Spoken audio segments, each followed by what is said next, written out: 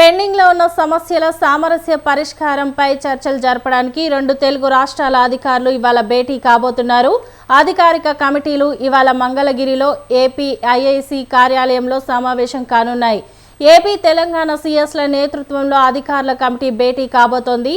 ఇవాళ మధ్యాహ్నం జరగనున్న ఈ సమావేశంలో విభజన అంశాలపై చర్చించనున్నారు. రెండు రాష్ట్రాల మధ్య అపరిష్కృతంగా ఉన్న అంశాలపై చర్చించబోతున్నారు.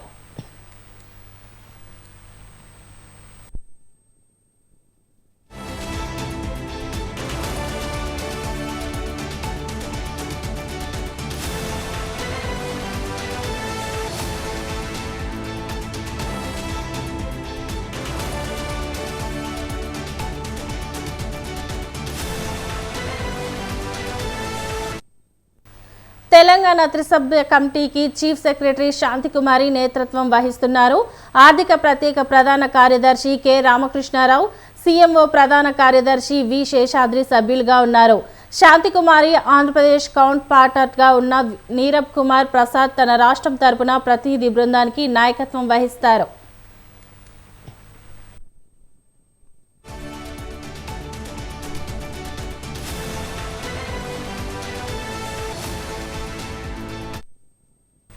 దశాబ్ద కాలంగా పెండింగ్ లో ఉన్న విభజన సమస్యల పరిష్కారం కోసం చర్చలు జరపడానికి రెండు రాష్ట్రాలు మంత్రివర్గ అధికారుల స్థాయి కమిటీలను ఏర్పాటు చేసినట్లు ప్రకటించిన నెలల తర్వాత ఈ సమావేశం జరిగింది.